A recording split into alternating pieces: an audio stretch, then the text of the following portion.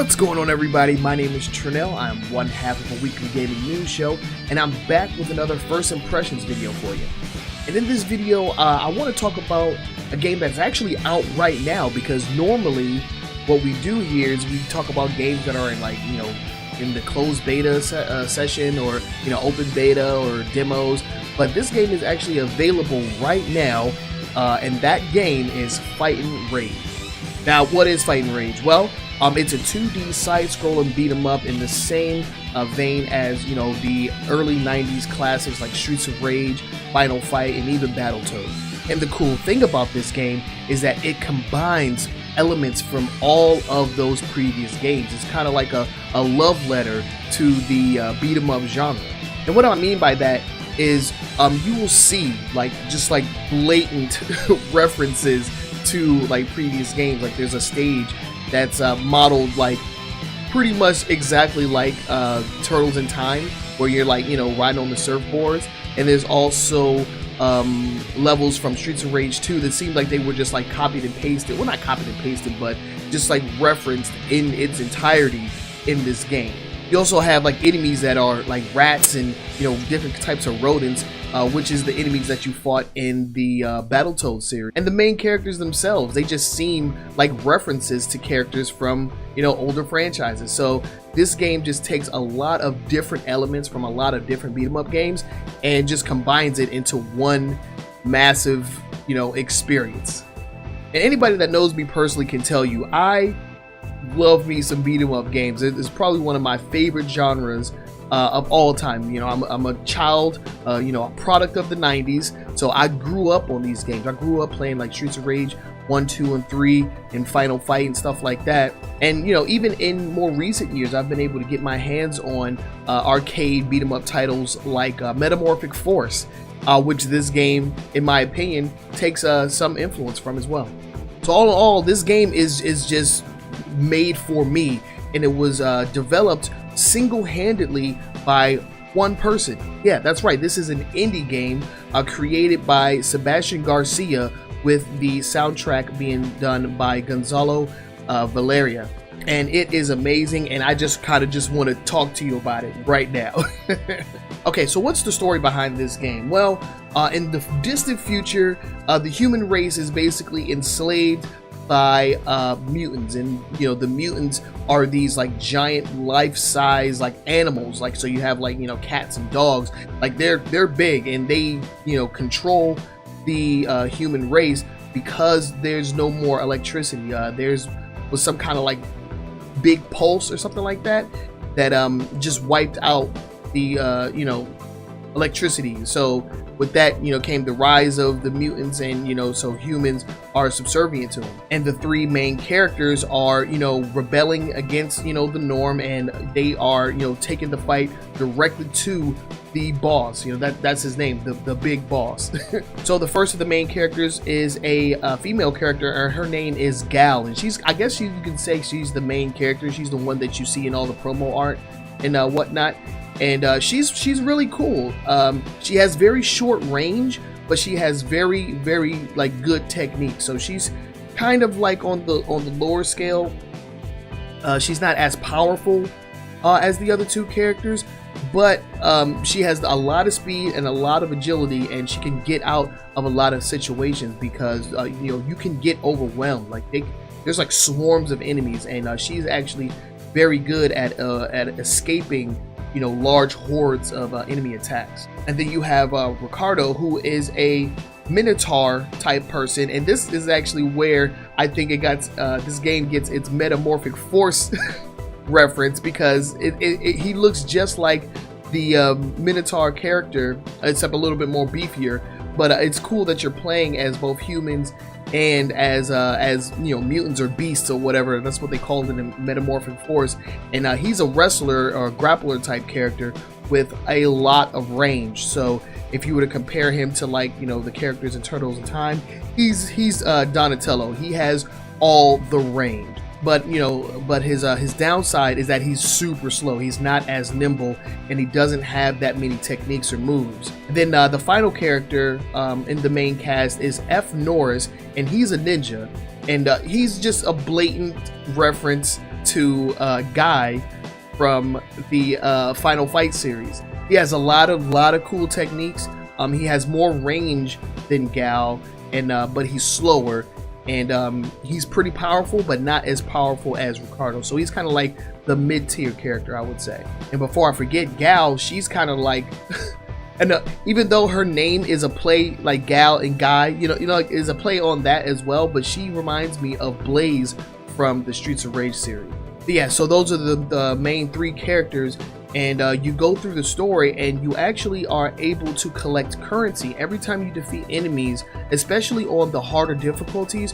You get these coins, and when your game is over or when you beat the game, you you collect all the coins, all your earnings, and you can use them in the extras mode. Now the extras mode, or the extras menu, I should say, allows you to unlock different characters for like other modes. It unlocks other modes altogether, like the training mode.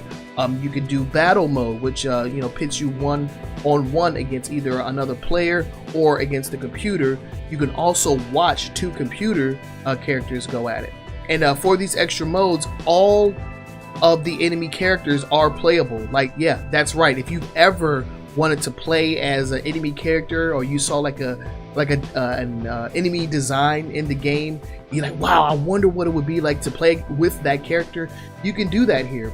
Although it's not in the main story mode, but you can use all of the enemy characters in the sub modes, I guess. And it's just really fun, man. I haven't unlocked all of the modes. I've only went through the game once at this point, and if you want to check that out, I will have a gameplay video on my gameplay channel, the YTOS. You can definitely check that out in its entirety. But yeah, like I was saying, this game, you collect the currency and you want to unlock everything, so that's where the replay value comes in. Not only because you want to unlock everything, but there's also branching paths and alternate endings. During my playthrough, I got to ending H, and from the main menu, you can actually see that there's like a chart that tells you like where you've been and how you got there, and kind of like allows you to map out where you want to go in order to get to another ending. It's really cool.